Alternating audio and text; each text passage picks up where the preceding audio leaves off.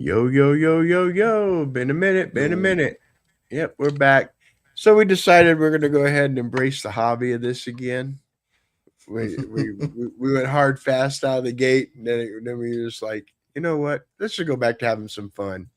yeah, let's be a little more casual on it. We might even have to change the name to the weekly hot take in this Yeah, motherfucker. I don't know. or or Uh, or or maybe the hot, not so hot take, the yeah, not so hot take. the daily cold take. There you go.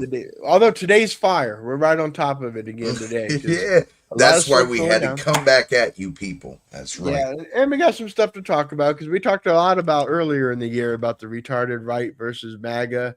You remember the Republican Civil War? So Mm-hmm. turnabout being all fair and stuff. How the turntables was the office meme. How the Yeah, the turntables. Michael Scott. Yeah. So now we have Dem versus DNC. Mm-hmm. So we'll cover that a little bit too. I think you're bringing up a video of someone from a centrist liberal, or you call them shit libs, but a centrist liberal perspective, warning about the rise of the DSA versus the DNC. Mm-hmm. But yeah, otherwise the big news, you know how I normally do my news breakdown. Really, not a whole lot there other than what we're going to cover tonight with Platner. Oh, got your Um, breakfast. Iran war, Sorry. quiet pause, gas is dropping. You know, Yeah, it's gas pretty is much dropping. I know that for sure. yeah, not much else going on there. Um, what else? 4th of July was big and cool. Soccer's in town. Like I think we're currently Hmm. losing though. Yeah, we're getting our asses kicked currently. I just checked the score. Uh, No. yeah, and that was even after Trump made him take our guy back, but Belgium's all mad. Apparently, we don't have a goalie or something. I don't know much about soccer, and we kind of ripped Mm. our brother-in-law a little bit about that because he's a huge soccer fan. Love you, Hmm. man. I love you, man. But they should really, really should count that clock down, not up. Count up. It's a count up. Oh, and by the way, Right. we're gonna add 23 minutes. Wait, what? Hmm. Yeah, you didn't know? Yeah, here's 8 more minutes all of a sudden. Like, whoa, hold up, hold up. So luckily, pretty soon we can go back to pretending not to care a thing about soccer. You know, this thing will be gone and done. But all right, so or it's good. or we make an American sized comeback on the way to winning this whole motherfucker and it becomes our national Oh, sport. if we I come don't think back that's from this, happening. yeah, if we come back from this, it'd be pretty epic. But I don't know enough about the sport to comment. And like I said, I'm just kind of looking at the overhead. I don't even know what's going on. I'm just looking at the score. But Well, you are flat, there though. You're visiting us again, Luminarian, in stormy Maine. Why is it's that? yeah, What's the stormy story? Maine. Because well we're dealing with with the sexy time Platner, man. He's back. It's Yep, this he made time. another. Yep. In fact, I'm going to go ahead. We'll let her speak for herself. It broke in Mm, Politico. The story broke in Politico this afternoon. That it was more than just it's one of the women from the first story, the New York Times, from what I understand. mm-hmm, Because again, I haven't dug deep into the details. But from what I understand, she is one of the women in the original New York Times story that broke a couple of weeks back, and he mm-hmm. weathered that tide. And but now she's saying no, it was straight up SA. It was straight up the R word, whatever. I don't want to. Again, I don't know why I'm worried about a YouTube algorithm, but the paranoia lives for real. You know what I mean? Right, I'm right.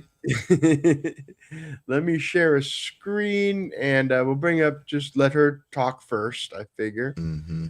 And Right. where's my screen? And I'll pop us into the format for sharing shit that I like to use.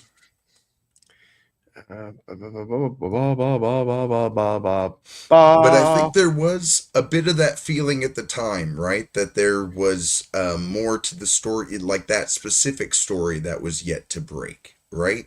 Or am I making that up? No, no. The Republicans were convinced that there was another shooter drop. Yeah, The that there was Republicans have more to been that come. way for a while. I think a Now, lot of the no, libs, if you remember, Wick TV is one of those kind of like liberal dudes who was in that panel was debating for we shouldn't do this blue no matter who thing with Platner. So he was definitely, I can't even put together what train of thought I was going down. Uh, You you go now. oh no, I was just Completely listening to forgot what you. I was going to say about him. I can't bring up the damn Chrome tab. What the hell's going on? Okay, you know what? I'll just throw it up on the entire window. We'll do it that way. Fuck it. We'll do it live. For some reason, StreamYard won't let me just bring up the tab. Oh, wait. Maybe let me try throwing it. Hold on 1 second. Let me try one more thing before I give up. Yeah, and if you want to toss it in the chat or whatever. You know what? I just might do that. I just figured we should listen to the person making the accusation. And like I said, they had this interview ready to roll. In fact, I will. I'll throw it in the chat and let you control it. So, paste. But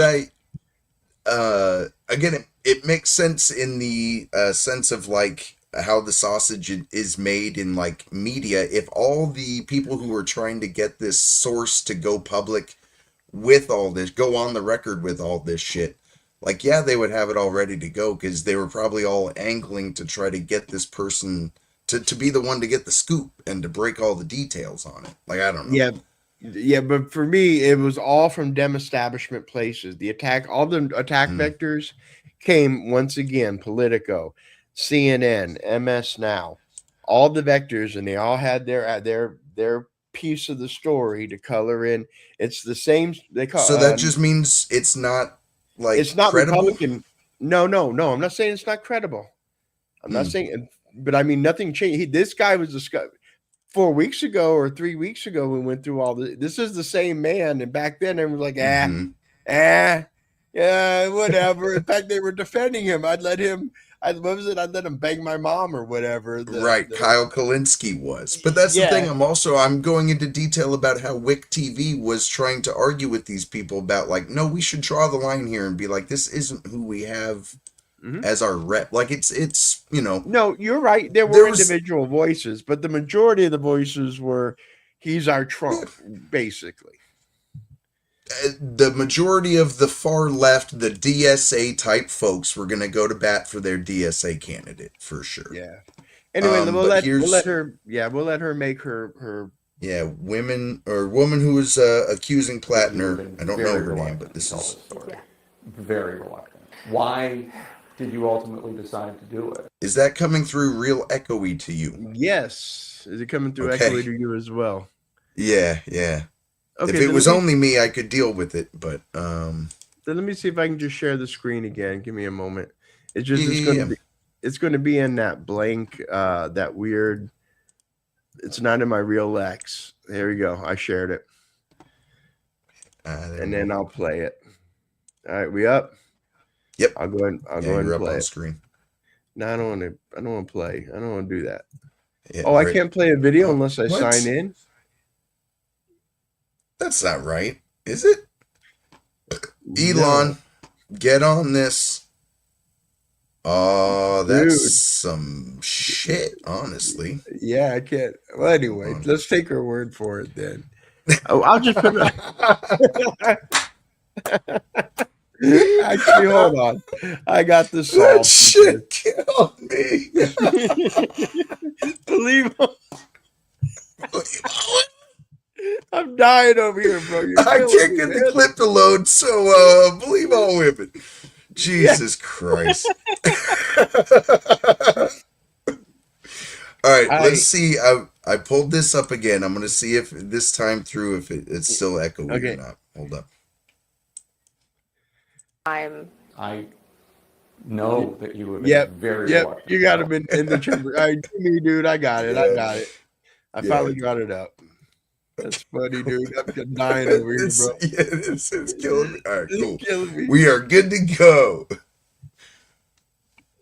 I can't hear it. I can't hear it. And I'm...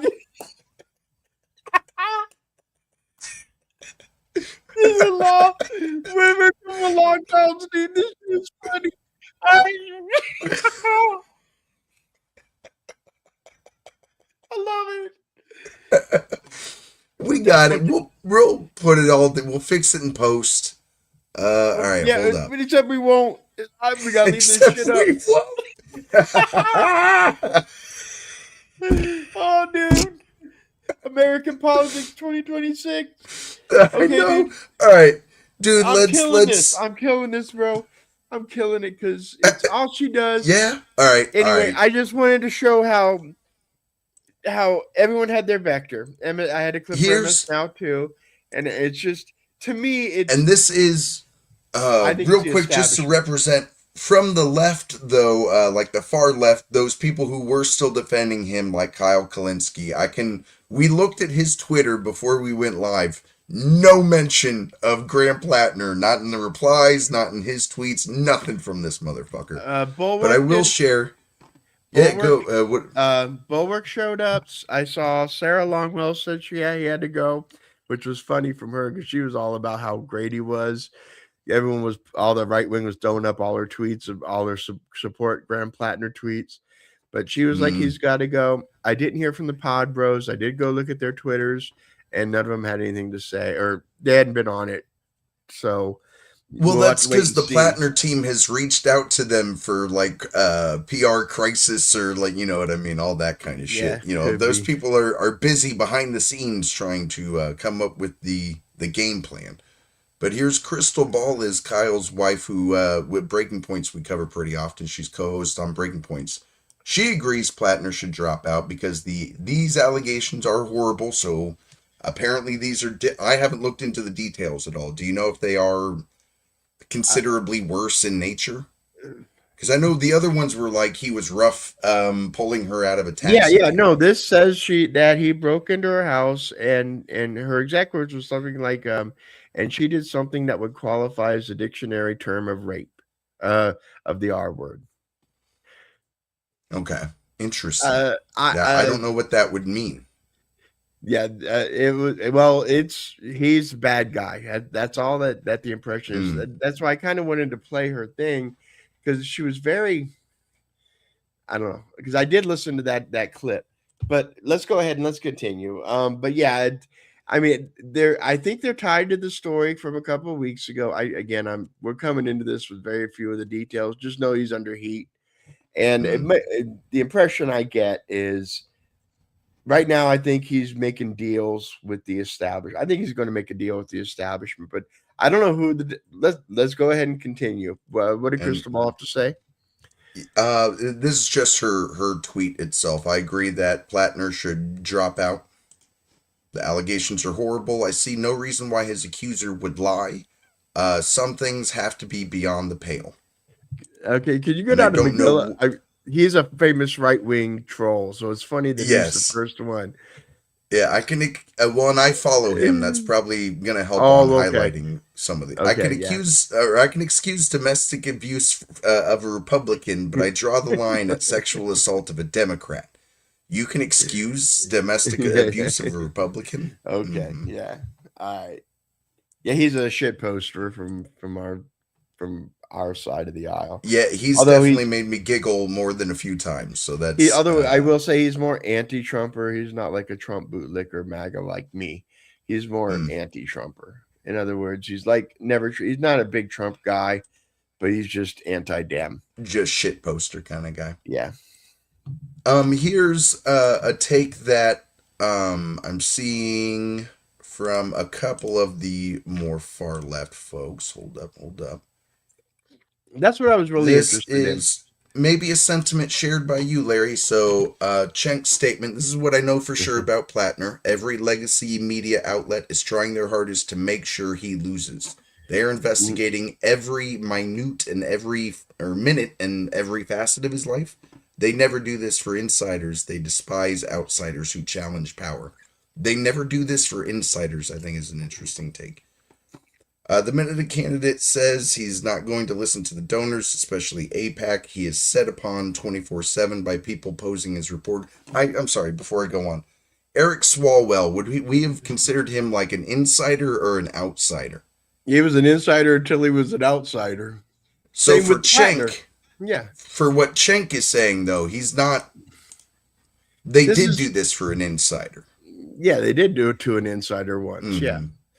And number two, if this was all about hitting them, well, this isn't the AIPAC stuff. Isn't like we found out about it over the weekend. In other words, they could if the media was all about hitting them, they would have done it 3 weeks ago instead of propping them up. when the first allegations came up. You see what I'm saying? If the media was the AIPAC thing this isn't a new development. This isn't a new Well, and that's because it's not actually about AIPAC. That's just what Cenk is going to say it's about. That's what you're correct. Right, Even Hassan, his nephew, was like, "Yeah, this dude's toast." Toast. When Hassan writes you off, bro. But this is why this is the reasoning being used, at least that sure, the establishment, the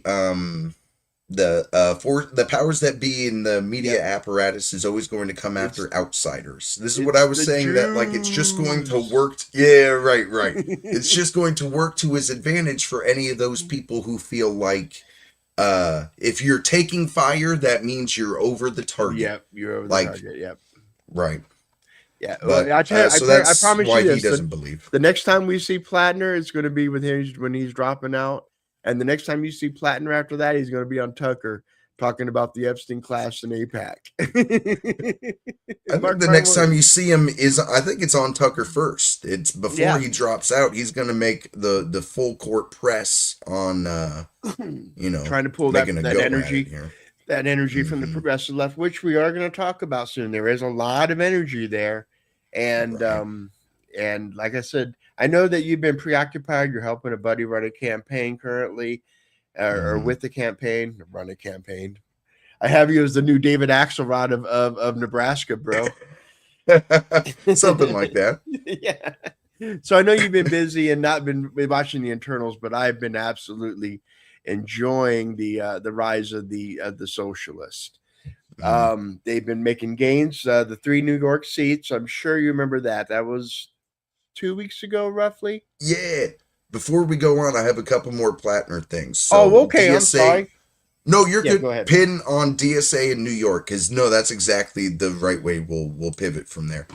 While we're in Maine, though, we got to check in with Stephen King, right? Well, you had the same tweets I had marked, by the way, bro. Yeah, that's right, baby. That's great right, minds. baby. Even though we have different political ideologies, we still went to the same fishing hole.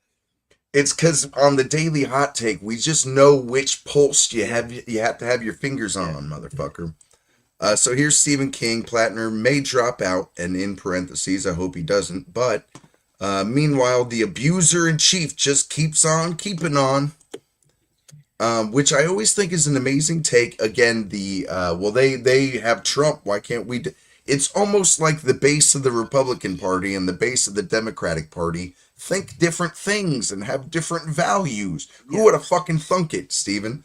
And another problem with the Democrats pushing is the majority of the country didn't buy that. The majority of the country voted for Trump. So to continue to push, that's like continuing to push J6 is a big deal. Now, it may be a big deal to you, and I don't want to take it away from you, but the majority of the country, it's not. Even if they think it happened, it's not a deal breaker, right? That should speak to something. I'll go that far. Yeah. But that's enough. Like that's something that's being unnoticed by a lot of people still on the left. Like that's... You got to acknowledge the reality of the situation if you want to move. One of our first shows, I said the Democrats' best strategy is to start ignoring Trump. If you've been on the internet long enough to take power away from the trolls, you don't feed them. And you come up with your own thing, your own positive vision, and you work around them. And even give him small bones. Okay, you got that right. It's good there. But I mean, you can't even get a pole. They flip their shit over a pole, a reflecting pole. Even like Bill, that was where Bill Maher was going, people, get your shit together. Yeah. Right. Yeah. Like, don't die on every single hill. Pick one big on every hill in this motherfucker. Right. Here's the last one, kind of the meme. All John Fetterman's "I told you so's" to his party over Graham Platner's newest allegations with the gif. Her point, I fucking told you, motherfuckers. And he was on Fox News spiking the football all over Graham Platner's head tonight. I forget what show. Was he? Yeah, I just saw a clip and I didn't even watch it when a clip came up through my feed that he was over on Fox taking the victory lap. Wow, that is funny. And then I was gonna it's not even really worth it, but Hassan Abi is already on the campaign trail for the DSA person who should replace Platner on the ballot. Which, Yeah. why wouldn't it just be Mills? I don't understand. Oh, yeah. Got No, Burks here. They're gonna try coordinate. to force someone in. Yeah, they're gonna, and I think it's gonna be man. Now you pass that along through the vibes. I know, bro. But yeah, from what I understand, there's a list of establishment candidates. One of them is Biden's former CDC head. But you know what? I think Maine's gone. I mean, I can't think of a personality in Maine who I just think, because and here's the deal. Here's why the hit jobs came out. Not only are they afraid of the what were we calling it? The swinging dong of Damocles. Yeah. The Republican APA that was supposed to be dropping the second Yes, that it he couldn't was get the out. dong of Damocles. Yeah, the yes. swinging dong of Damocles. Not only that, but also polls were showing Susan Collins actually in the lead. That bitch never leads polls. She always comes back and win, but the bitch never leads polls. So if she was leading That's polls, yeah, that you got to get out, bro. You got to get out. Yeah, something's not going well. Interesting. So this is then. So DSA candidates do well in New York. Fill me in on that, because I know, was it like all their? I know everyone Hassan endorsed, right? Was that? Yeah, it was through mainly three of one them. Of them. It was mainly three. Yeah, I think he endorsed all three of them. He took credit for all the wins, I'm sure. But I mean, and to be fair, they did, and they knocked out like establishment, been around a long time Democrats in New York. And then after they won, they started, Hakeem Jeffries showed up on CNN on the screen, and they started shouting at Hakeem Jeffries, "You're next, you're next, you're next." Now that caused ripples for about a week. But then what really sunk in is there was in Colorado, another DSA person won and beat another longtime establishment Democrat, fixture. And now that's where the alarms are starting to go up in the Democratic Party that, hey, we got a MAGA situation, MAGA alert, except this coming from the left. Right. And that's what this, I did watch this video. It's so weird because I haven't thought about this guy since the last time that we did a video. I forget what he was covering, but we did a video with him talking about something. And then he showed up one more time. He doesn't get very much motion on Twitter, but he did attack Powder, one of my VTube girls. And she ended up ratioing the fuck out of him because she made a Pride Month joke and he went after her for, being corny or whatever. I don't remember the details. But anyway, then it was out of my memory. And then the algo served me this. I'm not sure why. I don't even remember all the details because I think I was high when I watched it. But let's go ahead and give it a click. I'm going to let you be in control. You stop and go, et cetera, et cetera. Yep. The algo knew why. Let's find out for ourselves. There's been a lot of talk recently about how candidates from the Democratic Socialists of America have been winning Democrat primaries in various mid-level seats. The most prominent one is the current mayor of New York City, Zohran Mamdani, who we've talked about in a previous video already. But all in all, over 30 DSA candidates have been winning primary challenges over their liberal counterparts. Now, a good chunk of these aren't actually seats in Congress. They're like state-level congressional or Senate seats, or seats for New York City's municipal government, lower-level stuff like that. And they've all occurred in some of the most left-leaning places in America, where the radical left actually has the potential to be electorally viable. The DSA, emboldened by its victories, has begun to set its sights on areas that are not quite so left-wing. And although they're not likely to make headway there, this has been enough of a concern for Democratic Party leaders to take note. And of course, this is red meat for the Republicans. So let's start off by talking about what the DSA actually is. The Democratic Socialists of America are not actually a political party. They're an activist group, advocating for the principles of democratic socialism. And very broadly speaking, democratic socialism is the idea that the economy should be socially controlled through workplace democracy, meaning the company you work for isn't owned by an individual who created it, or who purchased it, or by a bunch of shareholders who own parts of it, but rather the company exists without an owner, in the same way that governments exist without owners, and the workers vote on who runs the company in the same way that citizens vote on who runs the government.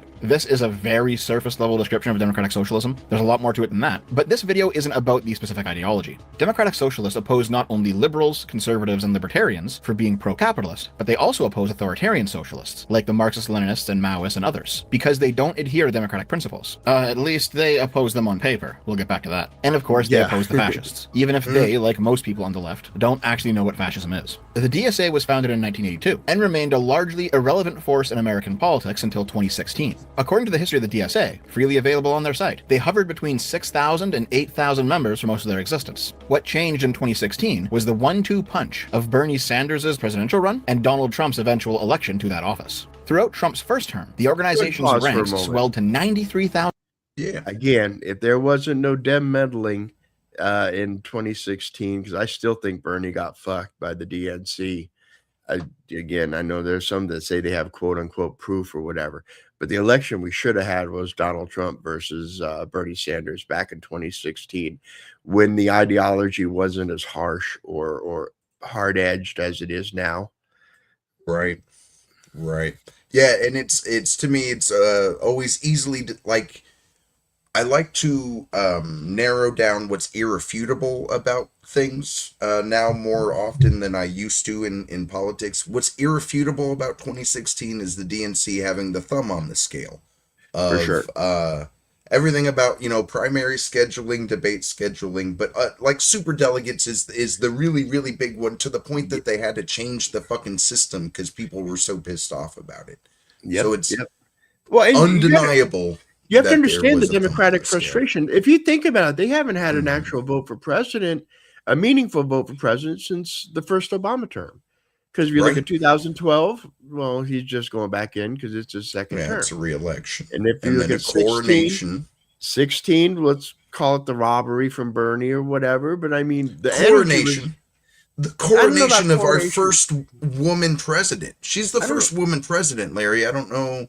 Yeah, but why I don't know you're if it denying was that. Kamala was a coronation. I think Hillary Clinton was more of a Machiavellian maneuver. It was more of using the system to just sideline the energy.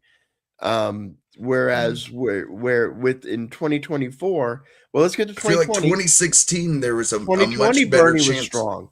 2020 Bernie was strong. And again, remember, they get to South Carolina, you get the Maine Dems dropping out, Elizabeth Warren stays in to split the progressive vote, and Biden is as the keel all the way. So Biden again, more Machiavellian maneuvering, and then 2024 was a straight, like you said, coronation. So there's a lot of frustration. Yeah. Oh, absolutely. Yeah. It's not coming from nowhere. Yeah. Similar to like the Tea Party rise, and the response to Romney's loss with MAGA is like it's not like it's coming out of nowhere. It's not like there weren't electoral losses that were leading to people thinking we gotta fucking do something. Yeah, the Tea Party got taken over by the establishment, so that's why we lost that Tea Party. They got co-opted. It got co-opted by the establishment. And then the Trump he fights. I don't, for all the scars and all the, the blemishes and everything about him, he's going to fight. He's not going to be a rollover rhino. And so, correct, you're right. That's where the energy came for Trump.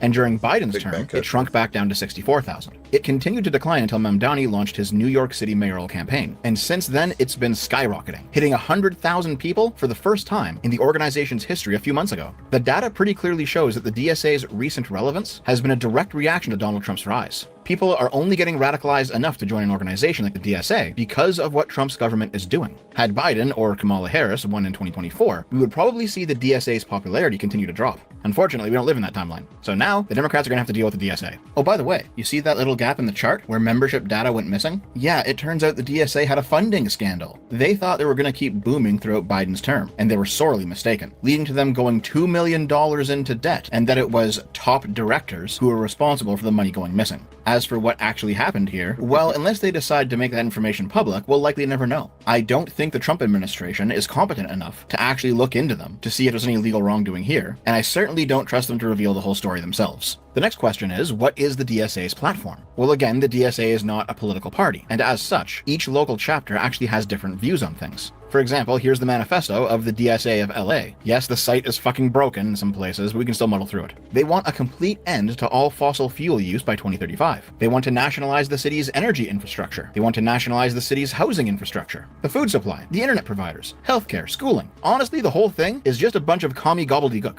Possibly the stupidest section of all is the one where they're still on the whole 2020 ACAB train, demanding that police be replaced by social workers and jails be shut down. And while they might be running for various offices and seats as Democrats, which that's one of the things Mom Donnie instantly backtracked on, right? Didn't he keep the police chief when he got into office? Yeah, because it's impractical. It's one of those things you can say, but you can't do. It's impractical. Well, it's impractical, and you can say it only in the left-leaningest to play. Like you say all the time, it's going to play maybe in like the most blue districts, but anywhere where you get anywhere near purple, it's going to be like, what the fuck are you talking about? It's easily the stupidest thing the DSA has been trying to push is any kind of framing around defund the police is the stupidest fucking political messaging I've ever heard in my life. It's just amazing. Especially when the algos, all they do is serve fear. You know, they serve the stabbings on the bus, or the guy lighting someone else on fire, or the guy pushing someone. He's going to play right into that? God, we're fucking stupid, man. Like, what the hell are we doing? Heavy emphasis is placed on Nithya Raman, a DSA member who won the Democratic primary for the mayor of LA recently. They make no secret their disdain for the Democratic Party, and their intention to subvert them. Now you might think, maybe this is just the view of the DSA in LA. After all, they are a decentralized organization. Maybe other DSA chapters just don't feel this way. Well, let's listen to the DSA co-chair in New York City talk about these topics. Our candidates run as Democrats. We're on the Democratic Party ballot line. We contest the primaries. And when they're in the legislature, they're part of the Democratic Party caucus. But we don't agree with the way the Democratic Party establishment organizes or runs its party apparatus. And so we try to build independence by focusing on volunteer-led movement. We think that everyone should be able to be trained and to become someone who can participate in the political process, and we don't really think that Democratic Party campaigns in the establishment are run that way. And I think you really see that difference in the races like we're having tonight. And I think in terms of the agenda, there's a problem in the Democratic Party where they are funded by billionaire donors, and at the same time they're trying to represent the working class. And in our opinion, you have to choose between the billionaire class and the working class. Now, this video went viral on Twitter when a right-winger posted it with the claim that this is proof the DSA basically views the Democratic Party as a useful tool, an institution they can subvert from within. And while our Twitter guy is overstating his case, yeah, this is still absolutely one possible way to read between the lines of this video. It doesn't take much of a leap of logic to get from the surface-level contents of the video to the idea that the DSA simply intends to subvert the Democratic Party in the same way that MAGA subverted the Republican Party. And that's fucking scary. Even though there are other local chapters of the DSA, I think it's reasonable to assume that they're all similar in their morals and goals, because even though it is a decentralized organization, they are guided by the same ideology, meaning there doesn't actually need to be. I will say something that makes it very much not scary to me, and I don't know a whole lot about short, fat otaku, but I do know that as people, no matter how radical from the left or right people are, as they get more engaged, if you can see changes happening through the liberal process, you start to feel like, well, then why do I need to break the liberal process? I just got people in place using the liberal process. Like, it's only the most power hungry who are going to take advantage of those that we should be scared of. But in general, these movements are mostly made up of people who have legitimate grievances and things that aren't working right in their society that they're told should be working a certain way. I don't know, it just doesn't feel scary to me necessarily. The same way MAGA no longer scares me the way I used to be scared of that kind of thing. Like in I agree with you there. national existential sense. You know what I mean? Yeah, they don't scare me in I'm an kinda existential sense. No, I understand like where as a you're coming nation or from. whatever. Yeah. The only problem is with if they're not, you need rich people. Politics is money. I Right. mean, There's there's a reason no Democrats election in have this been dominant world. prior to Trump. There was a Mhm. reason, and even in the age of Trump, they still had lots of wins. Democrats were still pulling lots of wins. You know, they got the 2018, and then of course 2020. I said we'll leave the cheat rig thing on the. We're gonna stipulate that it was a win, but it was a win. Mm. It was a win. And Mm. so, I mean, they're still getting wins because money moves politics Mhm. on a national level, anyway. Right. Be a top-down infrastructure where the dear leader of the DSA issues marching orders down the hierarchy. In fact, if you hop over to Blue Sky, you know, that social media platform that rapidly became a leftist echo chamber? Yeah, those guys are very open about wanting to simply seize the Democratic Party and kick the Democrats out of it, like Trump did to the neocons. In fact, they use the same logic. They're the real Dems, because they're winning primaries now. It is very much like how Trump and his followers label any Republican who disagrees with them as rhinos, and primaries them out. We might actually see these people try to do the same thing here. Label anyone who doesn't go along with the DSA subversion as dinos. I hope I don't give them that idea. And off of Blue Sky, you can see similar things too. Over on Reddit, the Democratic Socialists are very clear that they are not allies of the Democrats. And you know what? Democrats need to wake up to this reality. Beyond the opinions of DSA chapters, let's actually look at the views of DSA candidates. There's Claire Valdez, who won a 2024 New York State Assembly election, and who is now the Democratic nominee for New York's 7th Congressional District. She's pretty vocal about her view that the migrant crisis is actually America's fault. What do you feel like your relationship is to America, and what do you want America to mean? It's a wonderful question. I mean, I think I want to see representatives of the United States really grapple with the idea that the United States has played a major role in the destabilization of countries abroad. They've played a role in coups and disruptions and endless wars that have forced so many people to come to the United States in the first place. You know, I think we can't talk about immigration without talking about economic sanctions, about war and displacement, about economic or environmental devastation. And I think I want to see representatives really grapple with that long history. You know, this is a country built on slavery and on the mass genocide of, my family. That's something that I need. There needs to be a real reckoning with that. It's the only way we're going to change the way that the United States operates in the world. It's the only way we're going to really put forward a vision of true global solidarity and cooperation and change the kind of political choices we make too. She's also what I would call mask on about wanting. And I feel like both extremes are so great about finding kernels of truth to build upon. The problem with that narrative is that Russia does the same things, destabilizing these, that's the problem with superpowers using proxy nations for, we're just fucking with these nations like there are toys or some shit. Yeah, it's fucked up that we do it, but to think that it's all because we did that and not because of this global network of relationships that's way more complex than what they're presenting. And you take that urban monoculture message to, say, a swing district in Georgia, and you try to sell them that 2020 guilt in a post-Trump era where that guilt doesn't play anymore. That no one wants to feel guilty about the past or whatever anymore. It just doesn't play outside of the chambers that it's still the chamber music. I think people on the left mistake the fact that it's like a 70-30 issue to say that there are terrible mistakes in going into the Iraq war as saying everything America does in its foreign relations is bad. Yes. Americans actually hate having any power abroad or whatever. And I don't think that's the reality, but they're campaigning as if it is. To usurp current Democratic Party leadership. Do you support Hakeem Jeffries as leader? Not necessarily. I'd like to have a conversation with Hakeem before we make those determinations. She also has this really weird take. My hot take is we need to abolish. I don't necessarily think that's oh no, she didn't automatically support our feckless leadership.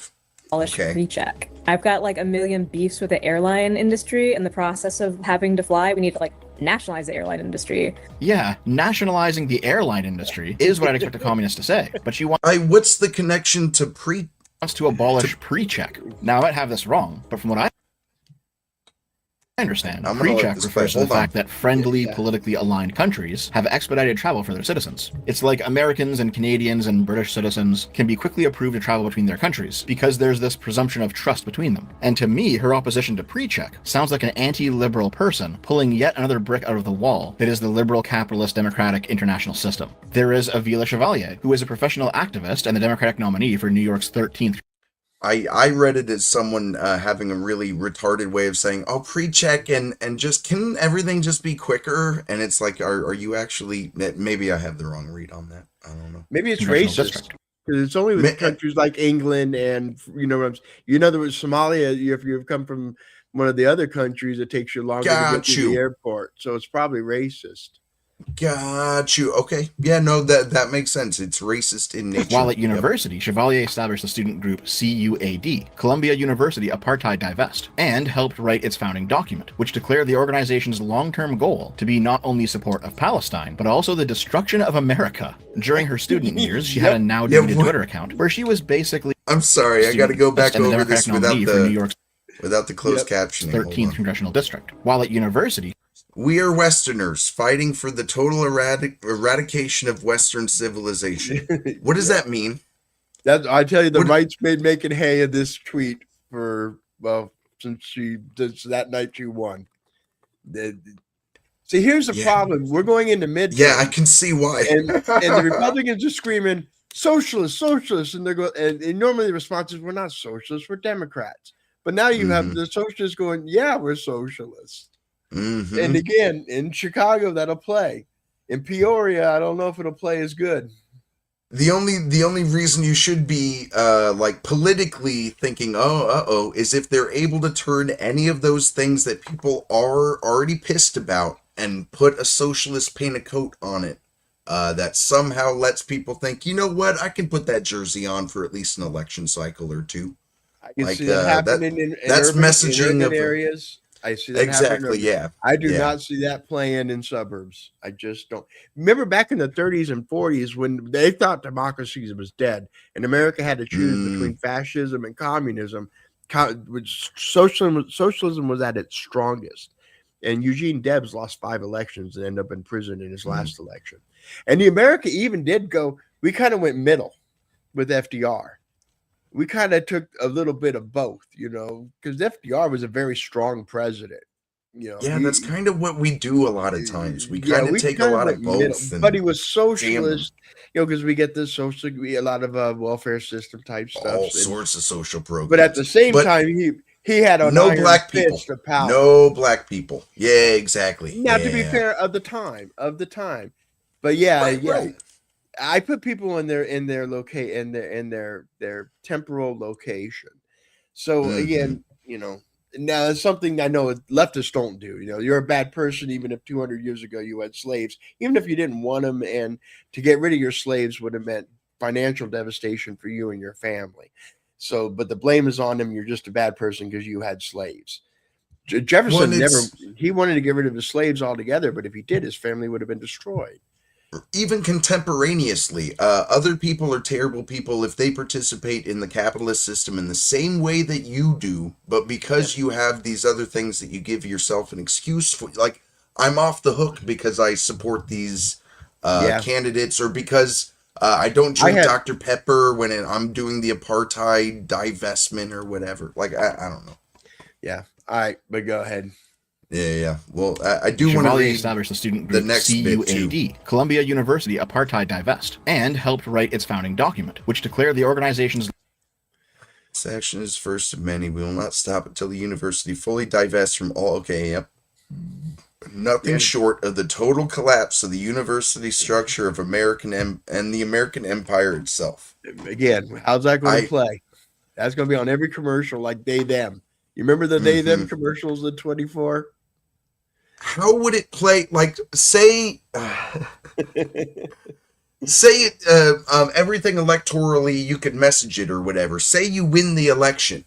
What does it look like in practice? What does this mean? This is what frustrates me so much about these leftists, is it's all ideals. It's all on paper. Because the second I hate to go back to it, but the ContraPoints meme for shit libs is the far left doesn't want power. They want to constantly critique power. They want to always be able to grandstand and moralize and say, that's not really the way a true leader would do it. That's critical theory in a nutshell, though. That's exactly what critical theory is.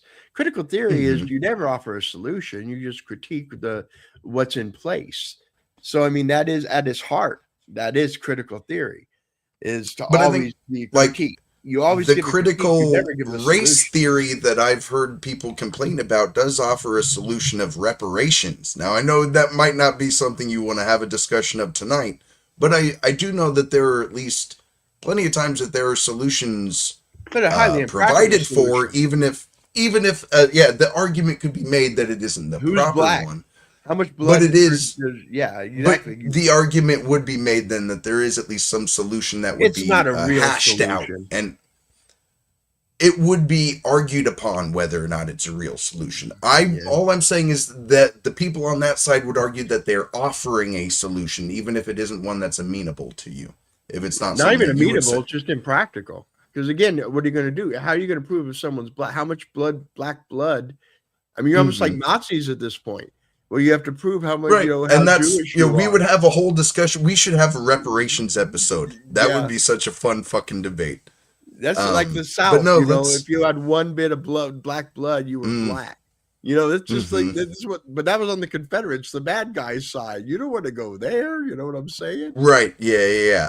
There are like different degrees of Jew depending on how many grandparents were. Yeah, exactly. That same kind of thing. We act in full support of the Palestinian resistance. This action is first and foremost an effort to extend the successes of the Palestinian resistance, to translate their resilience in Gaza to unrest and violence in America. That's a leader right there. That's who I want making decisions for the future of my country, or my city, municipality, whatever it might be. His long-term goal to be not only support of Palestine, but also the destruction of America. During her student years, she had a now-deleted Twitter account where she was basically pro anyone who wasn't America, including Russia, by the way. And she was... I gotta pause it. We've got someone on Twitch out there. Hey, you like Benjamin Netanyahu? Well, I mean... No. Depends how sexually clad is he gonna be stripping down for me? Because... I might be. No, I do not like Benjamin Netanyahu. That was 4 minutes ago. I hope they're still here. Yeah. I'm on the record. Yeah, I'm on the record. So anti-race mixing out of a hatred of white women, who she called ugly colonizers. More recently, she gave a really long and cagey answer on a basic-ass Law and Order question during an interview a few weeks back, where she refused to say whether or not she would put a man in prison for randomly killing someone on the street for no reason. And then there's Aber Kawas, a Palestinian American who won a primary for... Sorry, wait. This whole interview, this screenshot I'm looking at is all about... Just speaking of human rights and human dignity, you've been a prison abolitionist. You're gonna have to let me know what that word is. What should happen to somebody who has killed somebody else? I mean, I went to a sentencing last week. A man killed another man. Didn't know the person. Just sitting on a stoop, got an 18-year prison sentence. Should that person not go to prison? And what should happen? Do you care if I... Yeah. So, for prison abolitionists, I think a lot of folks misunderstand what that vision of the world actually is. And it is one that actually centers this question of harm. At the heart of what we're asking, why is it that there's so much harm in our society? You've already, by the end of the first paragraph, you've shifted to, why is there so much harm in our society? That's so frustrating. I'm not going to read the rest of this, but yeah, just evasive from the jump. Yeah, sounds like communist gobbledygook to me. Sounds like... Yep. Anytime you're trying to make rubber meet road, they have no fucking clue how it's going to work. A few weeks back, where she refused to say whether or not she would put a Palestinian American who won a primary for the New York State Senate. Her views on the Israel-Palestine conflict are pretty obvious. When she was on Hassan Piker's DSA candidate victory lap stream, she had no problem positioning her candidacy as being a part of an international movement, rather than her representing her constituents. They were fighting for the world and the world's goal. And we celebrated our diversity through international solidarity. We celebrate our diversity by not spearheading American exceptionalism. And probably the most high profile of them all is Malat Quiros, who is the Democratic candidate for Colorado's 1st congressional district. On the surface, she appears to be a relatively normal left-wing populist, but in actuality, she probably has the craziest takes of them all. For example, here's her review of 9/11. Do you believe that the 9/11 terrorist attacks on America were the inevitable consequence of American foreign policy? Inevitable in the sense that we destabilized a lot of the Middle East, that forced people to believe that another act of violence was the only response. And again, just like I said before, our responsibility is to getting rid of those conditions that lead to violence in the first place. Now, if you've ever actually read Osama bin Laden's letter to the American people, he basically uses the exact same justification for committing 9/11 that she offers up here. This is actually interesting to me, because the letter was first published by the UK outlets The Observer and The Guardian. The Observer was eventually bought out by The Guardian, and the letter remained online and archived by The Guardian until after the 2023 Israel terrorist attack, when Western leftists began to read it and say, hey, you know, maybe Osama bin Laden was right all along. There is absolutely a problem with what I've seen right-wingers call Islamo-leftism, where leftists end up siding with highly regressive and violent Islamic and jihadist movements, because at least they're opposing the liberal capitalist democratic world order. In areas where these unholy marriages do actually manage to win, like say in Iran, the Islamists almost always utterly destroy the leftists, which is why this whole thing is fucking stupid. Hassan Piker hosted Malat Quiros on his stream, where she revealed that she just wants to give citizenship to every single illegal, which presumably also includes the violent ones. Like, abolishing ICE is just one step, right? Democrats have been in power multiple times over the last few decades and did nothing to address the immigration reform that we actually need. Expenditures, increased spending. Exactly. Yeah. And so if we're, I think there has to be an immediate pathway for every single undocumented immigrant that's here in this country today that does not require them to shell out thousands of dollars to go through the process, for it to take decades at a time to be able to get to citizenship. She also did the whole socialism is when the government does stuff thing, which is the Mott and Bailey these people like to use to destigmatize the term. Denver's not New York, but Denver actually rates socialism higher than we rate capitalism by 4 points. And, you know, when I talk to voters about what we're doing and why I'm a democratic socialist, I remind them that we have socialism already, right? It's in the roads that we drive on. It's in the schools we send our kids to. It's in the fire stations we call upon. I'm just asking that we extend that security to our healthcare, to our housing, to our... Yeah, and you're going to hear a lot of that. That is going to be the effort to smooth over and transition the question of big scary socialism into, well, no, socialism is trying to pivot it and make it a good thing. And I have faith in, I just know the American people. Now, the under 30s, I don't know. Maybe it works on them, but they're not the ones who show out for the midterms. I mean, you've got boomers like James Carville, and I know y'all hate him because he's a Clinton era guy and he's kind of cracker or whatever. But when he says I'm out, there's there's millions of James Carvilles out there who say I'm out. You know, I was in the army against the Soviet Union. I fought communists and socialists. I can't go that far.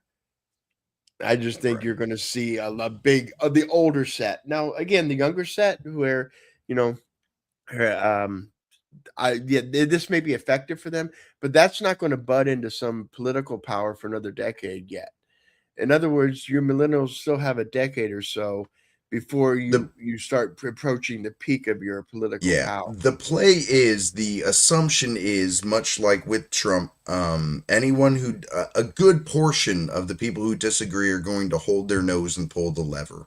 So if that's the assumption that both people on the fringes kind of make, is that the establishment types will fall in line because they hate the other party so much. And this is like gearing up for the Super Bowl, you know, Eagles versus Chiefs. I think that each so-and-so is going to win because of this. This is going to be where November tells the tale. November's going to tell, And here's what we itself will tell the tale.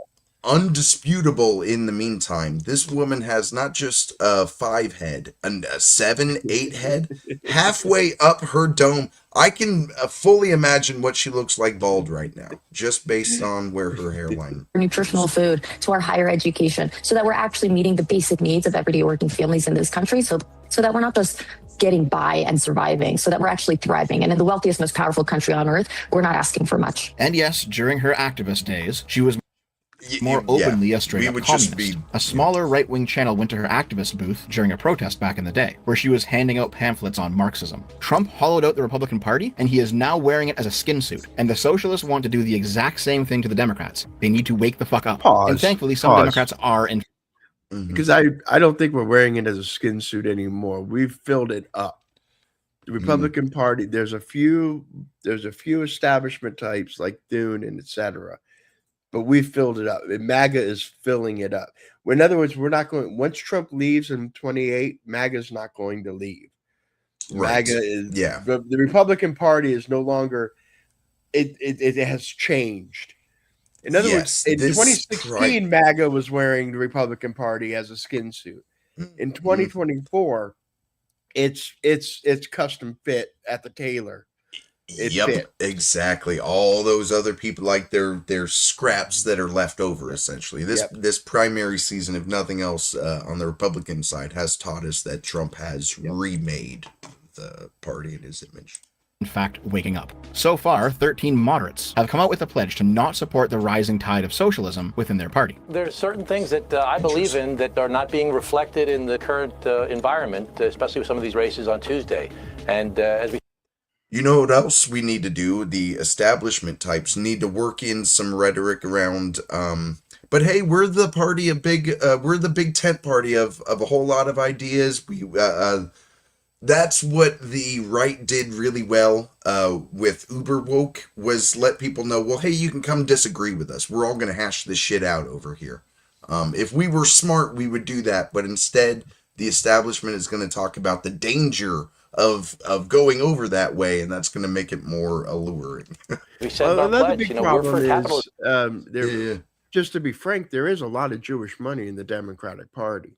So if the Jews and representation as well. So if they start feeling uncomfortable in the party, they will bolt. And I don't know what repercussions that would have on the Democratic Party itself. I would think it's definitely going to be a hit of some sort. But this man's a dead man walking, though. This is just like watching McCartney or something in 2018, or man, who was that House Speaker we all hated? Paul Ryan. I was Paul just Ryan. Thinking, oh my God, back when I was a neoconservative, I went, oh my goodness. I'm so embarrassed, and I apologize for that. Okay, go on. Not socialism. We're for safety, not lawlessness. We're proud of America, not ashamed of America. And we need to be promoting those things. And, the far left and the far right, they're all very well organized. But those of us that don't support those far left or far right principles need to do a better job organizing and getting our message out. AOC, who I've said in the past was de-radicalizing, I guess I was wrong, shot back at them on a podcast. They said, we're going to sign a pledge against socialism. And we say, okay, but then when you pull up this website, they can't answer the same question that you just asked me, Santita. There's no, okay, fine. If you're against them, that's okay. But what do you believe? And that, I think, is the core of the weaknesses from that wing in this. This is why AOC is kind of dangerous. She might be good at bottling up that energy over there. And that is a Democratic problem. All Democrats are right now is we hate Orange Man. Orange Man bad. Yep. Orange Man bad. Yep. All they are.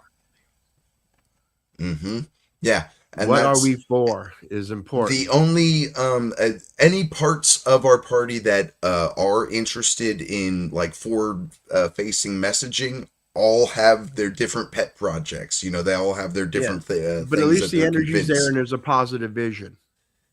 Yeah. I mean, it may be a positive vision you disagree with, but there's a vision. There's something yet this to moment. Go there's no forward, affirmative vision really coming from most places in the Democratic Party, with the exception of democratic socialism. And the 13, in the form of their organization, Promise to America, responded on Twitter basically by reaffirming basic Democratic Party principles. Not socialism, not open borders nonsense or whatever, but as they say, an economy that works for everyone, coupled with law and order, which is frankly a message the Democrats have lacked the past few years. Probably the funniest part for me personally during this whole exchange is when that washed-up titty streamer Caseytron showed up to say, fuck capitalism, go make a moderate party if you want it, like she and the others like her aren't trying to subvert the moderate party, which is exactly what I told her. She responded by calling me an incel, by the way, which is hilariously stupid. This conversation isn't about incel shit at all. Like, if she called me a fascist or a racist, that would still be wrong, but at least it would be correct from her retarded progressive point of view, because she's objecting to me on the grounds that I refuse to support brown-skinned, anti-capitalist, pro-Palestine DSA candidates. But no, she just called me an incel, because I guess she's the living embodiment of that meme of a woman who insults men using sex, because sex is the only unit of value that she understands. I mentioned Hassan earlier, and this is the best time to talk about his involvement in this whole mess. Being on the right, I'm unfamiliar with that meme. I've never seen that meme. Really? Yeah. No. I honestly, maybe that's a thing. It might be thrown around more often on the left, and I'm trying to think of why that feels natural to me. Yeah. And he's been hosting DSA candidates and stuff. We hear that, incels, whatever, blah blah blah. But I haven't seen that particular meme. I just thought that's on his stream. He's been activating his community to phone bank for DSA candidates. He even went to Kiros's victory party and got... I did. Have you seen the video of Hassan phone banking? What they didn't say for his first time, but for what clearly must have been his first time. Did you see this? I did not see this video. We'll do it next episode. We'll do it next. Got high on canned oxygen for some fucking reason. We're getting fucking lit on the oxygen, baby. Celebrating the Maine Heroes W here in the Mile High City, Denver, Colorado. What is Pause. What is this whole suited up Hassan thing? He's been doing this for since the very first the charge or the subpoena or whatever the hell that was that never was. By the way, there's still nothing solid about that all this time later. There's still nothing solid about that. Yeah. But anyway, have you noticed he's been suited up since then? The excuse he gave on stream is because people at Fox News are watching him. That means more conservative moms, so he wants to look professional and put together. My theory is that they were making fun of too much clothes. For his rich clothes. Yeah, exactly. You can't go walking around with $6,000 in your ripped wardrobe and not expect people to say you're a member of the proletariat. Right. So he just thought suits were a better way to go, is my guess. What is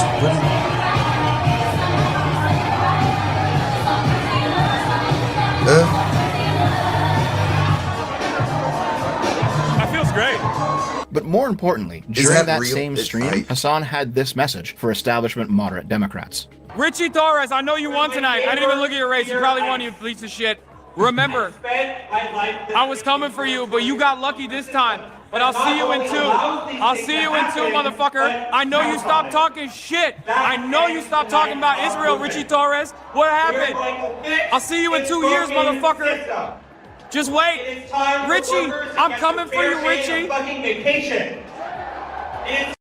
Do you know how many times I've seen clips of this motherfucker talking about you can't just vote your way out of this kind of shit? Yeah. And then a couple of his fucking candidates win, and he's like, oh shit, 2 years, Richie, give me 2 years, I'm coming for you. Like, come on, dude.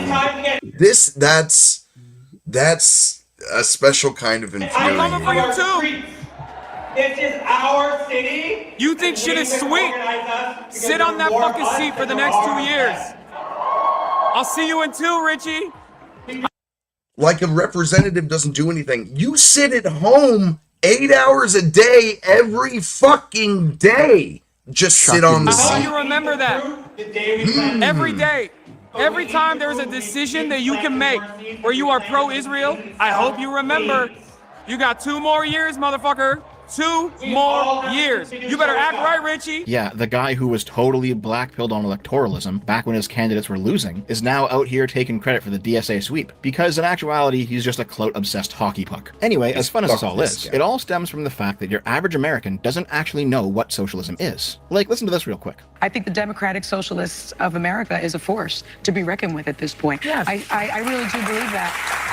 You mentioned these other candidates that won, but you didn't mention Brad Lander, who ran on basically a Democratic Socialist platform. He ran on building more affordable housing, protecting reproductive rights, the fight to protect and stand up for the LGBTQ plus community, Medicare for all. Who did he unseat, though? Who did he beat? He beat another Democrat. He beat Dan Goldman, who led the impeachment against Donald Trump. Yes, but you took out a sitting progressive progressive liberal who was a liberal hero 2 years ago. But because he believes in Israel's right to exist, he lost his seat. Because perhaps it's time for change. Perhaps it's time for change. The Democratic Party, for a very long time, has been searching for an identity. And I see a great parallel between, to your point about the right, I see a great parallel between the rise of the Tea Party in 2009 as a rebuttal, basically, to President Obama's policies and the financial crisis, and the Democratic Socialists of America's rise in 2016 in reaction to Donald Trump. None of this is socialism. Like I said earlier, socialism is not simply when the government does stuff. But The View is the home of the boomer progressive whine ant, and they are going to reflect what a lot of normal, politically uneducated people think the word means. Socialism is not when you have healthcare, or a social safety net, or housing for the poor, or whatever. But a lot of Americans think that's what it is, which is why the word socialism has gotten popular over time. And of course, part of it's going to also be laying at the feet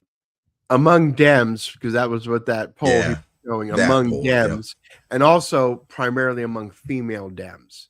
The View, the audience of The View.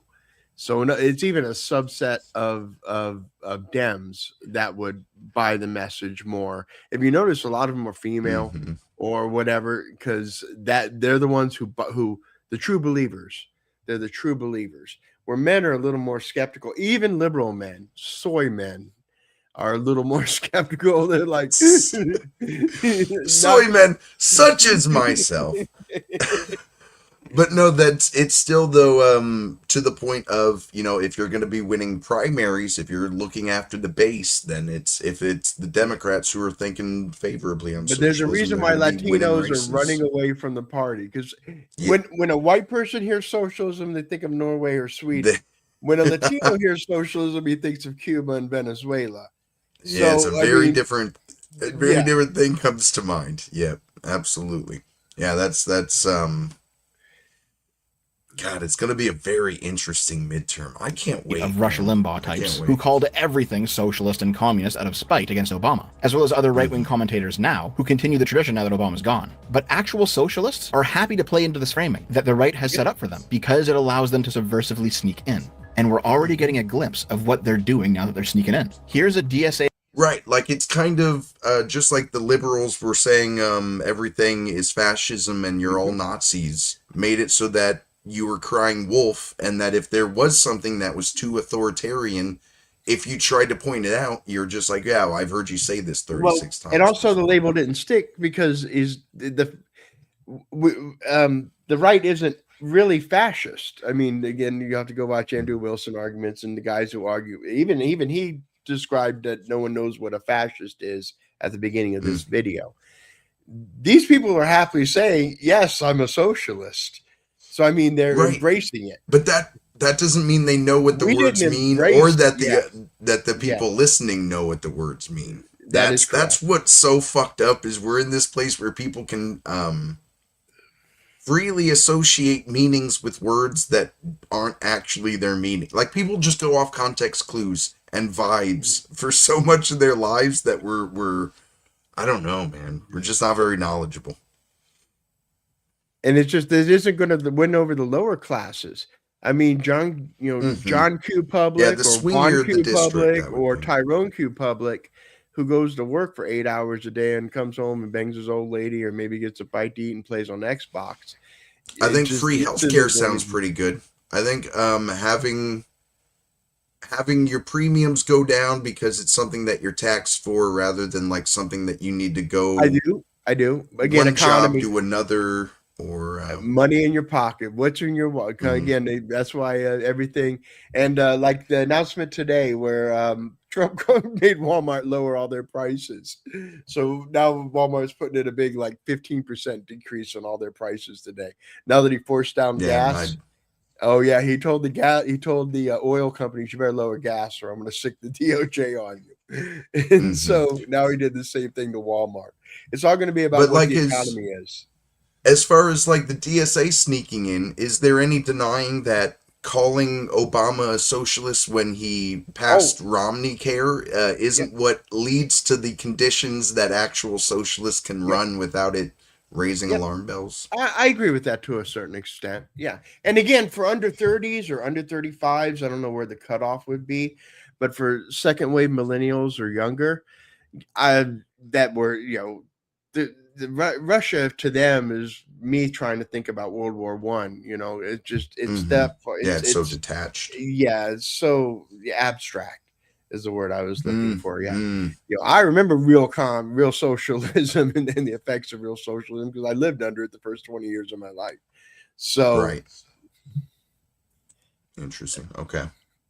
I think we can get the rest. Affiliated live stream where a member says explicitly that New York is now their territory electorally. Avir Kawasi, Ian Huntley, Christian Celeste Tate, Iapa Saru Tupac, David Orkin, Samantha Catan, and Diana Moreno all won by at least 18 points. So don't even try it. We control these areas. We won by massive margins. We have a Democrat. Here's what doesn't scare me is these motherfuckers think shit like, oh, we won. Game over, the movie ends, that's act 3. No. Like, that's what leads to, like, Obama winning and then state parties collapsing because everyone thinks we solved racism. Like, you're fucking stupid, man. There's so much work that still comes. And America's bigger than just the city of New York. Than just New York. Or the inner cities of, you know, Seattle, LA, Chicago. Right. Yeah. It doesn't surprise me that Denver goes pretty far left. Yeah, that makes sense. Democratic Socialist mandate in New York City. Next slide, please. So, in addition to the mayor, more than 3 million New Yorkers are now represented by socialists at multiple levels of government. And in some cases, that is every level government. So this is Greenpoint, Williamsburg, Bushwick, the People's Republic of Ridgewood, Fort Greene, East New York, Cypress Hills, Sunnyside, the People's Republic of Astoria, Long Island City, Richmond Hill, Ozone Park, Morningside, Harlem, Washington Heights, Inwood, the Bronx, Woodside, Bed-Stuy, Crown Heights, Lower Manhattan, Woodhaven, and probably more. Another DSA leader in New York is very explicit about their goals. I'm planning to run for the MPC at convention under the banner of the Libertarian Socialist Caucus. We're a diverse body of libertarian socialists, libertarian Marxists, anarchists, left communists, and other schools of thought within the sort of left-wing socialist movement. I joined DSA in 2020 and found a home in the Racial Justice Working Group and the Defund NYPD campaign before getting heavily involved in tenant organizing, Red Rabbits, and eventually helping start the Flatbush branch in Brooklyn and serving on the first organizing committee as campaign coordinator. I mean, our goal is liberation. Our goal is communism. This is why I think it's incredibly stupid that so many Democrats are not recognizing this for the serious problem it is. There are House Democrats who seem worried about this as well. Tom Suozzi said, quote, "We are capitalists, not socialists." Excuse me.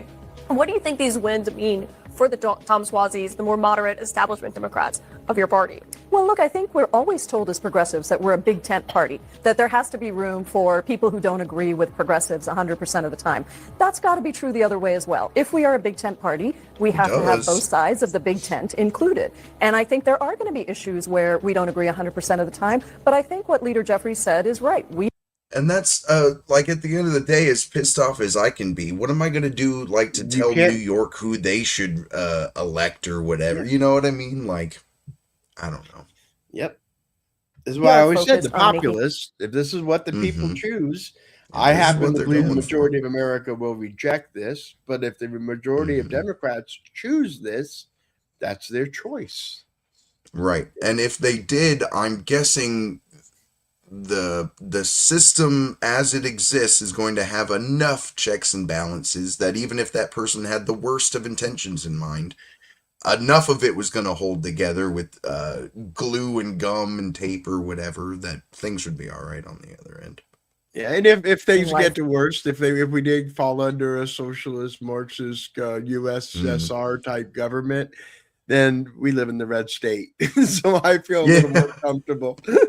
Yeah, right? Yeah, boom. We'd be all right. Better for the American people. And Democratic voters across the country are choosing people they think will stand up and fight for working people. No, you dumb fucking bitch. They don't want to coexist with you. They want to destroy you. Communists have had it out for liberals ever since the ideology was invented. Liberal cultural spaces have been slowly co-opted by communists for decades. Unfortunately, many contemporary discourses in and around feminism tend to emphasize a form of hyper-individualism, which is informed by that neoliberal worldview.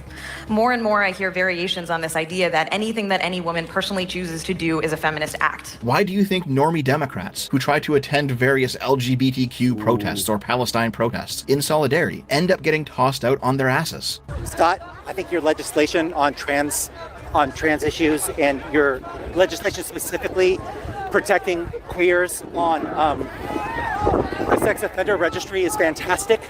Like, I really applaud you for that, and I think you deserve to be here for that. But I think your housing policy, and specifically your housing policy aligning with YIMBYs, and I think your policy, and I think your policy on the genocide in Gaza, and I think your policy on the genocide in Gaza is terrible. I think you do not belong here. I think you do not belong here. You do not belong here, Scott, anymore. It sucks because you've been wonderful. You've been wonderful for trans people, and you've been terrible. And you've been terrible. You've been terrible. You've been terrible on Gaza. You do not belong here anymore, Scott, and it breaks my fucking heart. It breaks my heart. These people are not your allies. They view you as fuel. That's the official showing that woke is over in the it is now the Islamic cause. The Palestinian cause has preeminent ownership over all causes in the Democratic Party. That is the perfect example of that. It is certainly, I think right now, taking root in the foreign policy outlook of the Democratic Party, what it is we're going to say we stand for on the world stage as opposed to just domestic issues. They are forcing America's like stances in the Middle East to be like the dividing point of the Democratic Party, for sure. Instead of any domestic issue, they're using a foreign policy. That is the main cause. I do want to make an account called the Fabulous Muhammad. You know, the prophet, but he's gay. And then, oh boy, but I'm afraid I would get a fatwa against me or something. Oh, absolutely. You would be dead within a month, sir. You should totally start a Twitter account with AI images and Muhammad and just see how long it takes for yeah, because I'll be dead in like a minute. I just said, do not do that. There's that Please British comedian. He makes jokes, and he's a real good comedian, by the way. He's a British comedian. He makes jokes about Christians all the time. And he goes, but if you ask him why I don't make these same jokes against Muslims, well, I don't want to die. It's what he says on stage. And it's true. That's why every time I hear or I see like South Park mogging on Christians or whatever, just dumping all over it, I'm like, well, how brave, how stunning. Now do Muhammad. Dude, well, I think the 2 Muhammad episodes have been pulled. I don't even think you can watch them anymore. Yeah, they've been pulled. I don't think that was their decision, like the creator's decision. Certainly not, you know. That's Viacom's bitch ass. For their revolution. Seriously, this viral video of Scott Wiener getting kicked out is ridiculous. They heckle him, which is dumb, but ultimately they're right. They convince him to leave, which is really stupid, but okay. But then they stalk him for several blocks outside of the event, which is absolutely unhinged. I have a hunch that if they could have attacked him and gotten away with it, they would have. Even if the DSA is seeing a surge in popularity right now, there is an upper limit on how high they can rise, especially if they're using tactics like this. Though there's many headlines about these miraculous DSA wins, they are still happening overwhelmingly in far-left areas of the country. In the rest of America, far-left candidates keep losing to moderate Democrats. For example, in this article on The Phenomenon by Politico, it is very clear that outside of far-left strongholds, it's moderate Democratic candidates that are winning primaries. And frankly, those seats are more important electorally than shit like New York or LA. If a DSA candidate manages to unseat an establishment Democrat in a safe left-wing seat, that sucks, but it's not actually indicative of a wider trend. In order to win, Democrats must unseat Republicans. And in those battleground states where Republicans currently hold power, it is the moderates who are being chosen to challenge them, not the progressives. That means it's the moderates, it's the liberals, who are going to be the kingmakers in 2026 and 2028. So while this DSA shit is actually pretty fucking terrifying, because the communists are just as bad as MAGA, there is still a silver lining here, and the liberals have to fight like hell for it.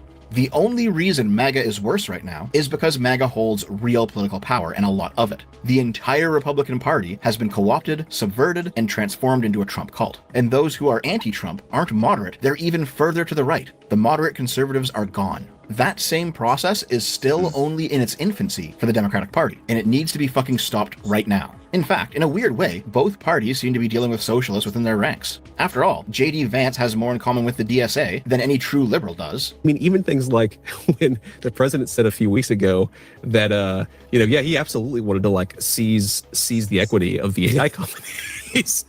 And, you're not supposed to say that. And it's like, guys, he's the president and he sets the agenda and he just said it. And by the way, nobody really even protested. Yeah. So like, the president has already, and obviously I'm biased, I'm his vice president, but the president has already like completely reoriented the conversation towards what you might call an American developmentalist approach, like American economic policy on the right.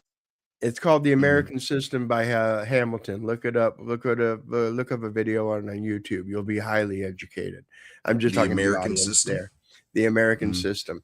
Just like I told you how he's bossing around the oil companies and bossing around Walmart and buying pieces of Intel and buying pieces of Micro. And it's because he's not a laissez-faire Republican.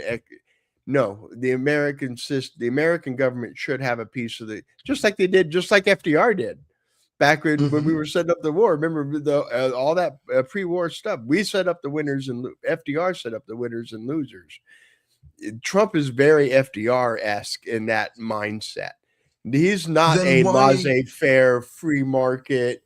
You let the market. So why do you think the Democrats, if they ran on this kind of thing about like what it is the government should have stake in order to provide better services in everyday Americans' lives, why would that be the difference an albatross for? Yeah, go ahead. The difference being Trump wants to have stake and also push, but he doesn't want to seize the means of control. He doesn't want to own it. In other words, as long as Democrats ran on that same messaging, like even if Democrats wanted to own it, if they ran on the messaging, then they could win, right? Like I don't know if America would go into full. The government owns all the companies, or all private business. And what I'm saying is they wouldn't have to run on that. Like even if they could just convince people that isn't the end goal, that they could use this exactly what JD's speaking to and exactly what you're speaking to. The American System by Hamilton. I highly recommend videos on that, by the way, because that's what he believes in. We got like 2.5 minutes left on this. Let's let him finish. This has been a good one. Yeah, this has been a good one. Is now much more Alexander Hamilton than it is Milton Friedman. Yeah, I didn't even know that was coming. Boom. Part of why Milton Friedman's ideas made more sense in the 1980s is because they were being advocated in a country that still had a very rich and powerful institutional Christianity. And so, like, being laissez-faire in a world where there are Christian guardrails on everything is a much different proposition than being laissez-faire in a world where globalized liberalism has become the sort of status quo of American elites. However, right-wing socialism will have to be the topic of a future video, because we're nearly out of time. All in all, I do not want the left-wing populists to destroy the Democratic Party the same way that right-wing populists destroyed the Republican Party. And thankfully, I am not alone in that view. Was the Republican Party pre-Trump better than the Republican Party now? Yeah, I don't. What's your definition of better? Yeah. More representative of the people, or more efficient at passing legislation. You know what I mean? Like, what's your measurement? But I mean, he was all like, destroyed the Republic. I think the Republican Party of old needed to be destroyed. I don't know if Trump was the perfect vehicle for that, but that Republican Party of old was a piece of shit party, and everyone hated it before Trump came along. And now everyone looks back on it. Bush showed up at the Obama Library opening. I love how Bush is just—he's like a Democrat hero now. Do you remember how many dicks does George Bush have? You remember the? Never mind. But would you agree that the Democratic Party, like the Republican Party, needs to be destroyed? Yes. That's why I don't. Yes. Do you not root for the DSA candidates, even if they are imperfect vehicles? I'm rooting for Platner as we speak. That's why I'm in Maine. But I want to sign up for his program. Not in earnest. You're rooting for him so that the Republicans can win. What I'm asking you is, would you prefer a Democratic Party ran by DSA-minded people? Yes. Yes. Okay. Only because that's all if they're chosen by the people. If it's chosen by the people, not by the Remember that conversation we had about AOC and MTG, how I was like, man, I would take a Congress full of MTGs because she believes at least what she's saying. I can try to sway her in one way or another. But like a Hillary Clinton or a Jeb or a Paul Ryan would tell you, you know what? I'm going to give what you said a whole lot of thought. and give you the impression and just not even give it a fucking a second's thought. Right. They would just lie to you. So Whereas yes, I would on take the one hand, yes, respectfully. If it's real, Mhm. I like real. I like I real. like real. Yeah. I like okay. real. And if it's real, it's real. View. Even if I An disagree article with it. Yeah, right, exactly. And published on The I feel Atlantic that way on too. July 1st has struck a chord with a ton of people. I won't read the whole thing here, there's a link in the description, but in it, Jonathan Chait points out that 1. Socialism really isn't when the government simply does stuff. 2. The DSA actively hates the Democratic Party. And 3. The DSA doesn't even like democratic values. And you know what? Of all the so-called democratic the socialists 3 is I've the encountered over problem. the years, To me, not liking the party is product of the party not fucking working. Yeah. It's the whole I want to destroy it or completely work. No. If you don't think there's some baby in the bathwater, then just go start another fucking party. Like, what are you doing here then? It's so frustrating. It's just because we're closer to power. I can count on one hand the number of them who actually seem to care about democracy. The vast majority of them gave lip service to the idea, but when the chips were down, they ultimately supported the authoritarian socialism of Lenin, Stalin, and Mao as a necessary evil. And that is what the DSA has also done. Internationally, it's aligned itself with other authoritarian socialist and communist movements, as well as with Islamic terrorism. Like I said earlier, the fact that DSA candidates only win in deep blue areas is hopeful. Also, the fact that the DSA began to fall apart after Trump lost 2020 is pretty hopeful too. That might point to all this being temporary and reversible if the Democrats can regain power again and actually do something this time about Republican extremism. But I don't know, man. Maybe it's time for the Democrats to consider expelling anyone from their party if they have DSA membership, or preventing DSA members from standing for office as Democrats or something. That might be a bit too extreme for right now, but if this shit continues, I absolutely think the Democrats need to consider it. Not solely because the rightoids are making a big fuss about communism right now, they do that anyway no matter what, but because the normies also don't like communism, if you can actually accurately tell them what it is. And the Democrats have. But would you not be as authoritarian as like they are. cultish? Yeah. As cultish as exactly. It's and the closing of the ranks thing. And politics is all about coalition building. Is it right? You've got to build some kind of numbers bridge. Wins. Yeah. Have to not only be aggressively anti-MAGA, but also anti-communist as well. The Democratic Party is a liberal party, and for their own survival, as well as the survival of the American Republic, they need to start acting like it. That was an interesting, from the left-wing perspective. Now I had right-wing options, but that video, the way we tore it apart. But yeah, it's fascinating. This November is going to be a big deal. I can give you the latest on midterms. The generic ballot is tightening. Anywhere from 4 to 7 is, you have the outliers. There's a couple of plus 11s, plus 10s, Democrats plus 11, plus 10, but it is tightening. And because of the redistricting, if Republicans can stay in the Dem under 5, Dem plus 5, if they can stay under that, they have a good chance of holding the House. Right now, officially, I would say it's still 50-50. But we'll see how this nationalizes the election, and I really hope we do election night. Yeah, is there any kind of math on what if redistricting hadn't happened, if we'd gone all the way back to Texas redrawing their map and reverse all that shit, what the plus 5D map would be? There would be enough to win the House for them. Plus, it would have been lower. Yeah, New York Times did the breakdown of the weighting. They call it the weighting, and there's a New York Times article if you look for it about it. Yeah, and they show as each state came in how it got lower and lower. Because like right now, there's only 18 toss-ups. Right now, the Republicans lead in pretty what they call the safe seats. If you go to Cook Political Report right now, the Democrats have it's like 212 to 205 or something. It's something in that range, and there's only 18 toss-ups. And 12 of them are Republican incumbents.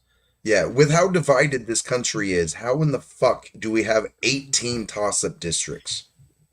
How does that make any fucking sense? Yeah, we might have to do a midterm show one time. But yeah, I think we did a good show for this week. You want to go ahead and try to set it up again for next Monday? Let a week go by.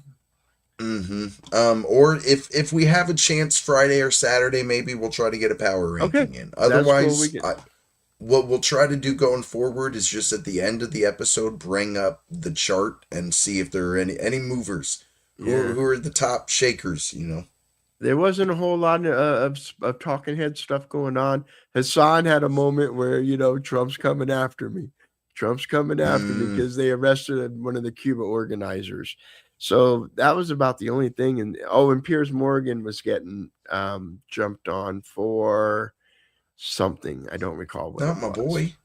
Yeah, your boy. He got jumped on again, and I forget what his bad take was this time. It was a couple days ago. It was before the 4th of July weekend. And anything more than 3 days ago in a news cycle is old news. Qatari jets. The Qatari jets actually flying in service since for a week now. And everyone's oh, shrug. Watch this space. It made headlines when it was flown over, though, man. People were talking about it. Qatari jet. The Qatari jet. Probably my favorite episode. I'm going to mention that. We're going to be 85. Well, I'll be 85. And you'll be 65, and I'll be going, the Qatari jet. Watch this space. All right, man. All right. Well, I'm good. I had a whole lot of fun. It was good touching base after couple of weeks absence. And good night, Twitch viewer that popped in for a minute. Yeah, we do love. It was actually Benjamin Netanyahu on his sock puppet account, and he just wanted to know. It was like a yes, no, maybe, do you like me kind of thing. Yeah. So hopefully he's not too embarrassed about that. Otherwise, this was fun content, even if me and you were the only ones who ever know it existed. I had a good time. That's right. We'll be back, dear viewer, next week. But until then, hit the like, comment, subscribe, and all that cool shit. All right. Peace out.